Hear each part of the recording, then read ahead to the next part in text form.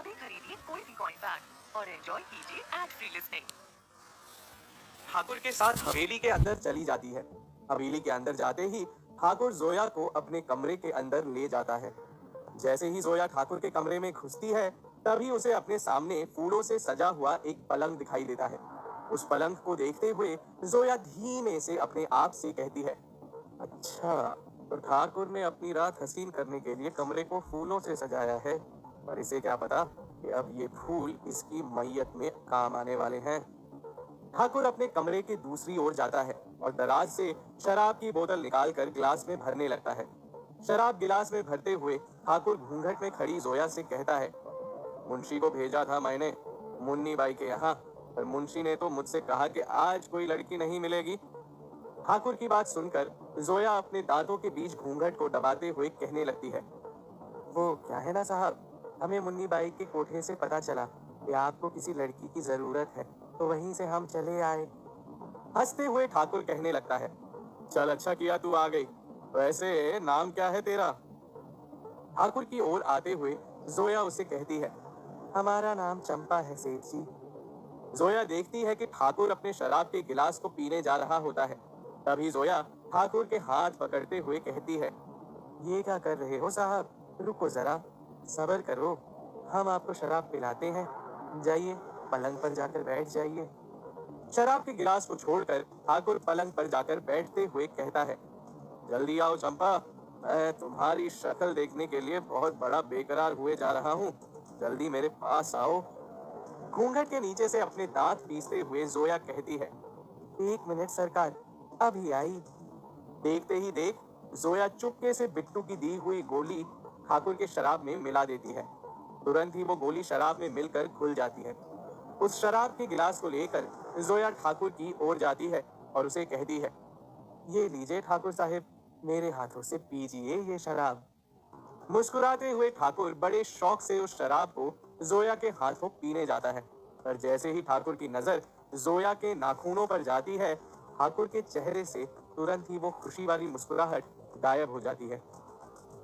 वो उन नाखूनों पर लगे ब्लैक नेल पॉलिश को देखकर दंग रह जाता है और अपने आप से कहता है, ये नेल पॉलिश तो उस लड़की के हाथ में मैंने देखा था जो किशन के साथ यहाँ आई थी। अच्छा, तो ये मेरे पास उस पत्थर को लेने आई है, पर इसे क्या पता कि यहाँ आकर इसने कितनी बड़ी गलती की है। ये शराब पिलाकर मुझे चकमा देना चाहती है, और अब मैं इसे चकमे के साथ साथ ऐसा सदमा दूंगा कि ये जिंदगी भर याद रखेगी। तभी ठाकुर अपनी नजर तिरछी करते हुए जोया को घूंघट के अंदर से देखते हुए कहता है, ठहरो चंपा रानी, अभी पीते हैं ये शराब। उस शराब के गिलास को जोया के हाथ से लेकर ठाकुर खिड़की की ओर जाता है। खिड़की के बाहर उस शराब को फेंक कर तुरंत ही ठाकुर खिड़की बंद कर लेता है। खिड़की के बाहर शराब को फेंकते हुए देखकर जोया अचंभित हो जाती है। तभी ठाकुर गुस्से में आते हुए जोया से कहता है, मैंने तुम्हें पहचान लिया चंपा रानी, तुम मुझे यहाँ चकमा देने आई हो, पर ठाकुर को चकमा देना इतना आसान नहीं है। इतना कहकर ठाकुर जोर जोर से हंसने लगता है। एक और जोया जहां मुसीबत में पड़ चुकी थी, तो वहीं बिट्टू के घर के खेतों के बाहर नकाब लगाए अब्बू लुलू और उसके साथी अपने हाथ में गैस बॉम्ब लिए ठहरे हुए होते हैं। बिट्टू के घर की ओर जाते हुए विशाल अब्बू लुलू से कहता है, भाई, हमें तो उस अनमोल और जोया को खत्म करना है, और इस बॉम्ब के जहरीले गैस की वजह से उस घर में जितने भी लोग हैं वो भी मारे जाएंगे। ये करना सही रहेगा? बिट्टू के घर की ओर बढ़ते हुए अब्बू लुलू अपने लोगों से कहता है, प्यार और जंग में सब जायज होता है। अनमोल को इतनी आसानी से मारने का और अर्थशास्त्र को लेने का हमें फिर से मौका नहीं मिलेगा। इस गैस के कारण चुपचाप उस घर के सभी लोग मौत की नींद सो जाएंगे। ना कोई शोर शराबा होगा और ना कोई ज्यादा मेहनत करनी पड़ेगी हमें। और सबसे अच्छी बात यह है कि ये घर दूसरे घरों से काफी सटा हुआ भी है। चुपचाप उस घर की खिड़की और दरवाजे के अंदर इन बॉम्ब्स को फेंक दे, और फिर आधे घंटे के बाद जब जहरीला धुआं खत्म हो जाएगा, फिर यहाँ आएंगे उस अर्थशास्त्र को लेने। इतना कहकर अब्बू लुलू बिट्टू के घर की ओर हाथ में बम लिए चलने लगता है। बिट्टू के घर की काफी नजदीक आकर अब्बू लुलू और उसके साथी घर के 3 अलग अलग हिस्सों पर खड़े हो जाते हैं। घर के तीनों हिस्सों के पास खड़े होकर वो तीनों लोग खिड़कियों और दरवाजे से घर के अंदर बॉम्ब्स फेंकने लगते हैं। देखते ही देखते घर के अंदर उस जहरीली गैस का धुआं भर जाता है। उन बॉम्ब्स को वहां फेंककर अब्बू लुलू और उसके साथी वहां से भाग खड़े होते हैं। ठाकुर की हवेली में ऐसा लग रहा था कि जोया एक बड़ी मुसीबत में फंस चुकी है। जोया के सामने खड़ा होकर ठाकुर ठहाका मारकर हंसने लगता है और कहता है, तेरी हिम्मत की दाद देनी पड़ेगी लड़की, जो तू शेर की गुफा में चली आई। ठाकुर की बात सुनकर जोया आराम से अपना घूंघट उठाती है और मुस्कुराकर ठाकुर को देखने लगती है। ठाकुर जोया को देखकर हैरान हो जाता है, जिसके शक्ल पर चिंता की एक लकीर नहीं दिखाई देती। ठाकुर हैरान दंग होकर जोया से कहता है, अरे लड़की, मेरी हवेली में निहत्ती खड़ी है और तुझे डर नहीं लग रहा? ठाकुर की बात सुनकर जोया उससे कहती है, डर? और वो भी तुझ जैसे गंवार से? और ये कोई शेर की गुफा नहीं है, बल्कि एक छछूंदर का बिल है। क्या समझ रहा है तू कि मुझे सरप्राइज किया है तूने, मुझे पहचान कर? अरे बेटा, सरप्राइज तो अब तुझे मिलने वाला है। जोया की बात सुनकर ठाकुर अचंभित हो उठता है। तुरंत ही जोया ठाकुर की ओर बढ़ती है और जोर से एक थप्पड़ खींचकर मारती है। उस थप्पड़ को खाकर मानो ठाकुर की सिट्टी बिट्टी ही गुल हो जाती है। एक थप्पड़ के बाद ठाकुर अपने आप को संभालने में जैसे ही लगता है कि तभी उसी गाल पर जोया फिर से एक और थप्पड़ जड़ देती है। देखते ही देख ठाकुर के गाल पर थप्पड़ों की बौछार शुरू हो जाती है। उन थप्पड़ों को ही खाकर ठाकुर अधमरा सा हो जाता है। तभी जोया मुट्ठी बनाते हुए ठाकुर से कहती है, सरप्राइज सरप्राइज ठाकुर साहब। आखिर में ठाकुर का गला पकड़कर जोया उसके नाक पर तेजी से एक मुक्का जड़ देती है। उस मुक्के को खाकर ठाकुर की आंखों के आगे अंधेरा सा छा जाता है। जोया उसे कहती है, बहुत अत्याचार किए हैं तूने इन गरीब गांव वालों पर तेरा पाला आज शहर की पढ़ी लिखी लड़की से हुआ है और आज तू जान जाएगा कि नारी शक्ति होती क्या है। तूने मुझे यहाँ अकेला पाकर अबला नारी समझा था ना, पर मैं तो हनुमान हूँ जो तेरी लंका दहन करने आई हूँ। अंत में जोया ठाकुर को एक आखिर मुक्का मारती है, जिससे ठाकुर बेहोश होकर जमीन पर गिर जाता है। कुछ देर बाद ठाकुर की आंखें खुलने लगती हैं। अपने आंखों के आगे ठाकुर जोया को देखता है। जैसे ही ठाकुर को पूरा होश आता है, वो अपने आप को कमरे के अंदर कुर्सी से बंधा हुआ पाता है। कुर्सी पर बंधा हुआ ठाकुर अपने कपड़ों को सूंघता है, जिसमें से शराब की महक आ रही होती है। लाइटर को ऑन ऑफ करते हुए जोया ठाकुर के पास आती है और कहती है, विलायती दारू बहुत शुद्ध होती है ना ठाकुर? सुना है इस पर आग भी जल्दी पकड़ती है। पेट्रोल का जुगाड़ कर नहीं पाई यार, इसीलिए तेरे पर तेरी ही महंगी शराब डाल दी है। और अभी चिल्लाना मत, वरना तेरे कपड़ों पर आग लगा दूंगी, समझा? इतना कहते हुए जोया ठाकुर के शरीर पर और शराब डलने लगती है। अपने ऊपर शराब गिरता हुआ देखकर ठाकुर चिल्लाते हुए कहता है, बंद करो ये सब, वरना ठीक नहीं होगा तुम्हारे लिए। ठाकुर की आवाज निकलती हुई देखकर जोया उसे गर्दन पर खींच कर मारते हुए कहती है, मुंह से आवाज निकलेगी तो ऐसे ही गर्दन पर खींच कर दूंगी। लाइटर भी है मेरे हाथ में, ज्यादा चिल्ला मत, वरना सच में जला दूंगी। मैं बहुत अलग लड़की हूँ, तेरे जैसों को देख कर तो साइको भी हो जाती हूँ मैं, समझा? जोया से डरते हुए ठाकुर अपनी पैंट गीली कर लेता है। रोते हुए ठाकुर धीमी आवाज में कहता है, माफ कर दो मुझे, मुझे छोड़ दो, तुम्हें जो चाहिए वो ले लो, पर मुझे छोड़ दो। ठाकुर की ये हालत देखकर जोया मुंह बनाकर कहती है, ये असली औकात है तेरी। जब गरीब लोग तुम जैसों को इज्जत देकर बिठाते हैं तो तुम लोग उनके सर पर तांडव करने लगते हो। अगर खींच कर लगाओ ना तुम जैसों को तो अक्ल ठिकाने आ जाती है तुम जैसों की। चल बे बैल, जल्दी बोल कि वो अर्थशास्त्र का आधा हिस्सा कहाँ रखा हुआ है। कमरे में रखी तिजोरी की ओर देखते हुए ठाकुर जोया से कहता है, उस तिजोरी के अंदर उठाकर रखा है मैंने उस पत्थर की तख्ती को, चाबी तकिए के नीचे है। तुरंत ही जोया तकिए के नीचे से चाबी लेती है और अर्थशास्त्र के हिस्से को तिजोरी से निकाल लेती है। उस अर्थशास्त्र के आधे हिस्से को जोया जैसे ही अपने हाथ में लेती है, ठाकुर उसे कहता है, जो तुम्हें चाहिए था वो तुम्हें मिल गया है, कृपया करके मुझे खोल दो। ठाकुर को देखते हुए जोया उसे कहती है, सच में तुझे खोल देने का मन कर रहा है, पता है, पर तेरी रस्सियों को नहीं, तेरे सारे शरीर के पुर्जों को खोलने का मन कर रहा है। पर मैं अपने हाथ खराब करना नहीं चाहती। पर हाँ, जाते जाते एक काम जरूर करना चाहती हूँ। बहुत लड़कियों की इज्जत पर हाथ डाला है ना तूने, तुझे अभी वो सबक सिखाऊंगी कि तू कभी जिंदगी में किसी लड़की की तरफ आंख उठाकर देखने के लायक भी नहीं रहेगा। अपनी बात कहकर जोया ठाकुर की ओर बढ़ने लगती है। जोया को अपनी ओर आता हुआ देख ठाकुर डर रहा होता है। जैसे ही जोया ठाकुर के करीब आकर रुकती है, ठाकुर के चीख से सारी हवेली गूंज उठती है। कुछ देर बाद जोया हवेली के बाहर अपने पल्लू के नीचे अर्थशास्त्र का हिस्सा लिए भाग रही होती है। अंदर जोया ने ठाकुर के साथ क्या किया, वो तो एक रहस्य ही बनकर रह गया। दौड़ते हुए जोया हवेली से बिट्टू के घर की ओर जाने लगती है, पर जोया को क्या पता था कि जहां वो जा रही है, वहां एक अनजान खतरा उसके इंतजार में बैठा हुआ है। क्या अब्बू लुलू के गैस बॉम्ब से बच पाएंगे बिट्टू के घर में बैठे सभी लोग? और क्या अब्बू लुलू कामयाब हो जाएगा वो पूरा अर्थशास्त्र लेने में? जानने के लिए सुनते रहिए आईना, सच और झूठ का, ओनली ऑन पॉकेट एफएम।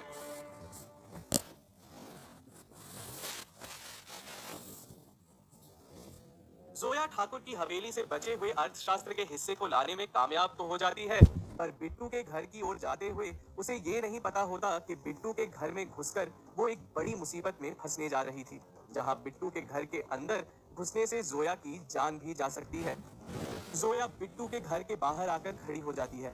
घर के अंदर का धुआं और सन्नाटे को पसरा हुआ देखकर वो हैरान हो जाती है। अपने चोली के नीचे अर्थशास्त्र के आधे हिस्से को लिए जोया घर के अंदर जा रही होती है। जोया को इस बात का बिल्कुल अंदेशा नहीं होता कि जो धुआं वो अपने आंखों से आगे देख रही है, वो एक जहरीली गैस है। खतरे से अनजान जोया उस घर के अंदर के धुएं को देखते हुए धीमे धीमे अपने कदम आगे की ओर बढ़ा रही होती है। जैसे ही जोया बिट्टू के घर के काफी करीब पहुंच जाती है, तभी एक हाथ जोया को पीछे की ओर खींच लेता है, जिससे वो काफी डर जाती है।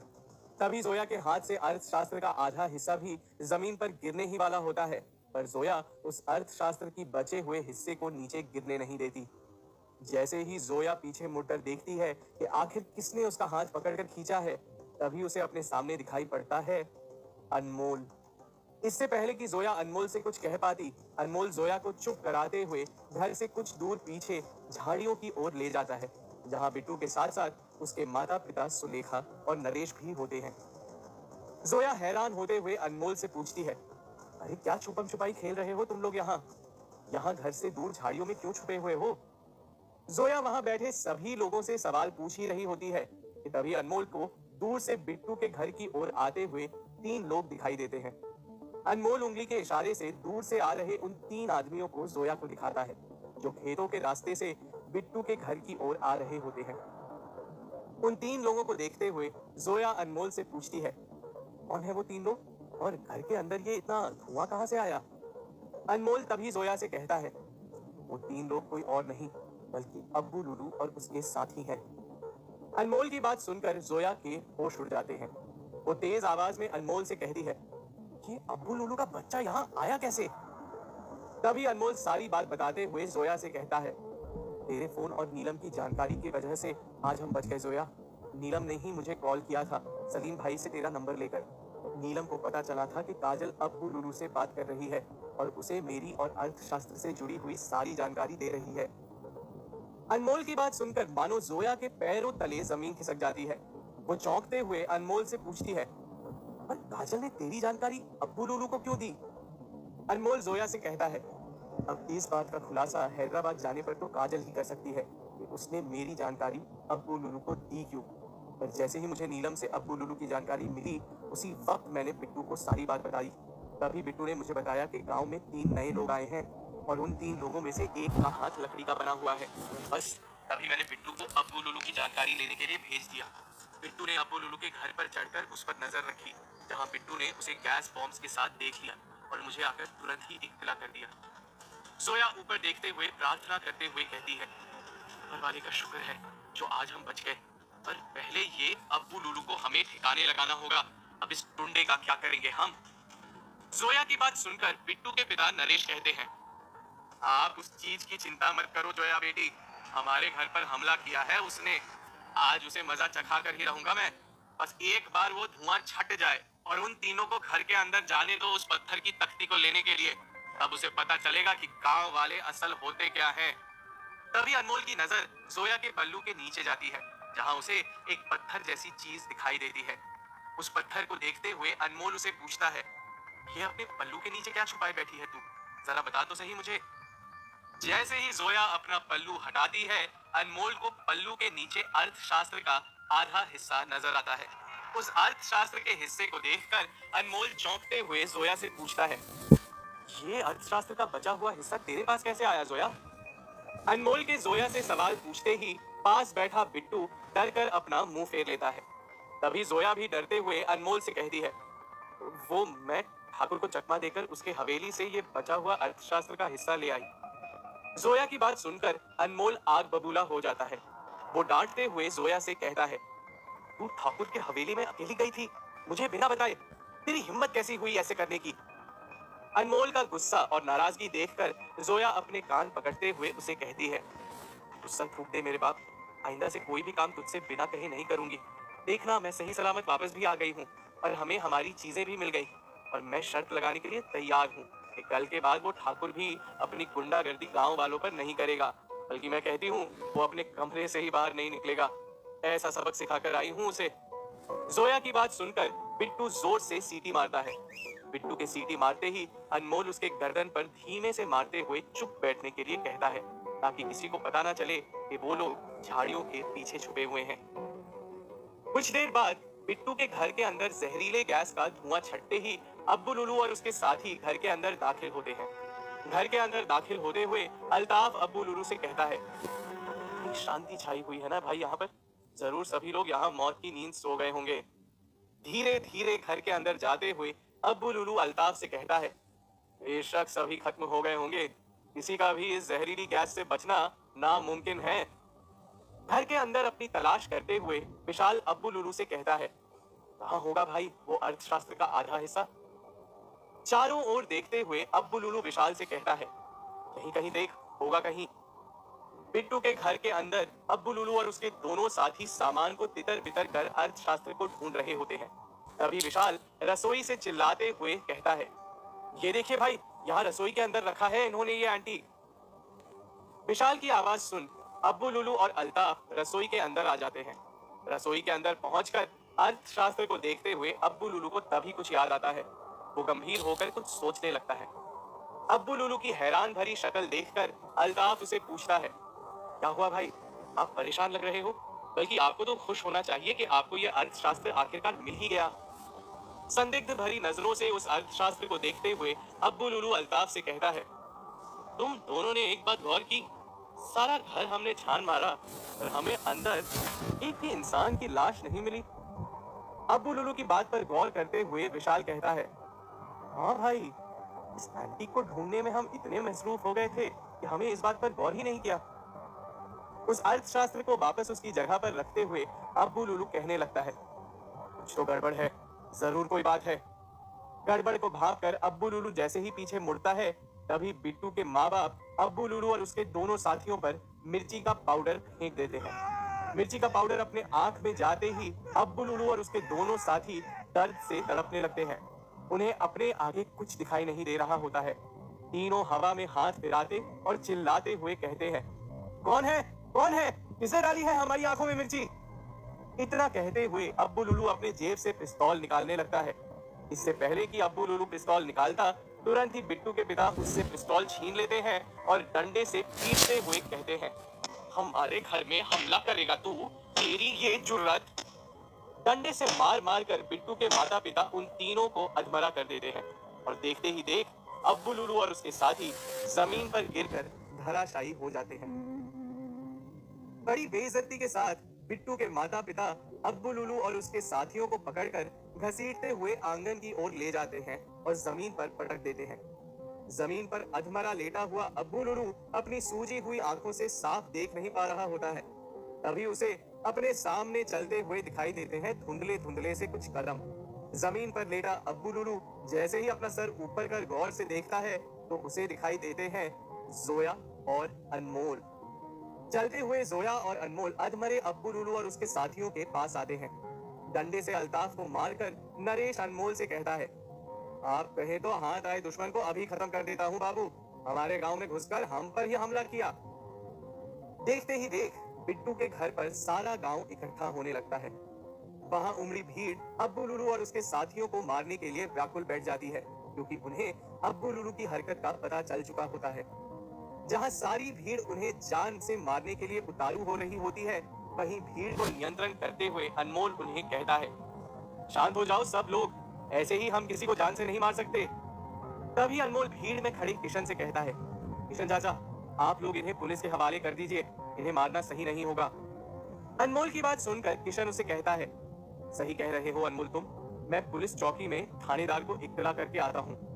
कानून को हाथ में लेना सही नहीं होगा और ऐसे हाथ आए मुजरिमों को हम छोड़ भी तो नहीं सकते।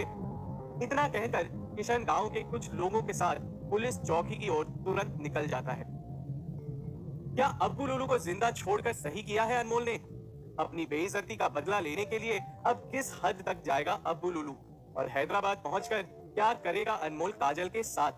जानने के लिए सुनते रहिए आईना, सच और झूठ का, ओनली ऑन पॉकेट एफएम।